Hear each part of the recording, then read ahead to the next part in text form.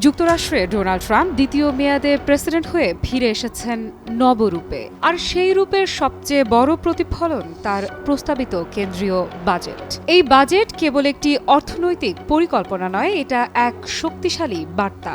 যুক্তরাষ্ট্র কোন পথে হাঁটছে? স্বাস্থ্য, শিক্ষা, জলবায়ু, যেখানে নাগরিকদের ভবিষ্যৎ গড়ে ওঠে, সেই খাতগুলোতে চলছে ব্যাপক কাটছাঁট। বিপরীতে বিপুল বরাদ্দ পাচ্ছে প্রতিরক্ষা ও জাতীয় নিরাপত্তা খাত। এই প্রশ্নটাই এখন সামনে, কেন এই পরিবর্তন? এবং কেন ঠিক এই সময়েই, যখন ইরানের সঙ্গে যুক্তরাষ্ট্রের পরমাণু আলোচনায় ফের উত্তেজনা বাড়ছে? দ্য গার্ডিয়ানের অনুসন্ধানী প্রতিবেদনে উঠে এসেছে এক ভয়াবহ চিত্র। ট্রাম্প প্রশাসনের বাজেট পরিকল্পনায় সামরিক খাতে প্রায় $163 বিলিয়ন ব্যয় কমানো হচ্ছে। এতে আক্রান্ত হচ্ছে শিক্ষা, স্বাস্থ্যসেবা, জলবায়ু কর্মসূচি, এমনকি ক্যান্সারের মতো রোগের গবেষণাও। অন্যদিকে প্রতিরক্ষা বাজেটে 13% বৃদ্ধি এনে তা ঢেলে দেয়া হচ্ছে $1 ট্রিলিয়ন।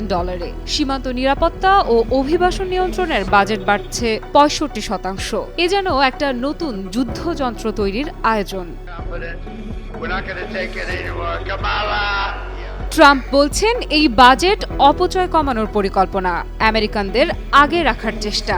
কিন্তু বিশ্লেষকরা বলছেন বাজেটের গভীরে লুকিয়ে আছে এক অদৃশ্য ভয়, ভবিষ্যতের যুদ্ধের আশঙ্কা। 2025 সালের শুরুতেই ইরান নতুন করে পরমাণু কার্যক্রম জোরদার করার ঘোষণা দিয়েছে, আর ট্রাম্প প্রশাসন আলোচনা নয়, জবাব দিচ্ছে সামরিক প্রস্তুতি দিয়ে। এই বাজেট আসলে ভবিষ্যতের যে কোনো সংঘাতের পূর্ব প্রস্তুতি, যেন যুক্তরাষ্ট্র রেডি ফর ওয়ার।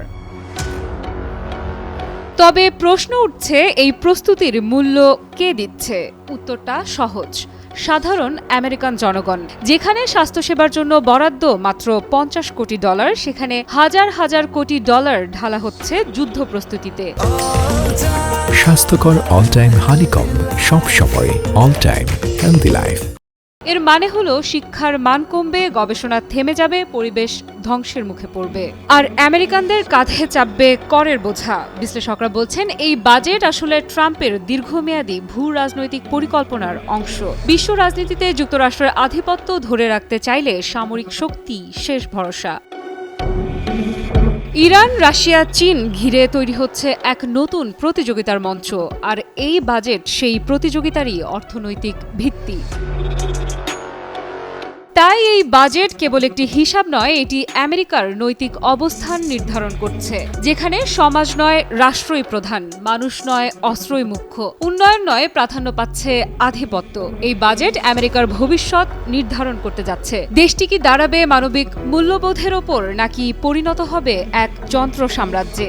বিশ্ব এখন তাকিয়ে আছে এই বাজেট আমেরিকাকে কোথায় নিয়ে যাবে, উন্নয়নের পথে নাকি উত্তপ্ত ভূ রাজনৈতিক সংঘাতের দিকে। আফ্রিদা ইফরাত, নিউজ 24।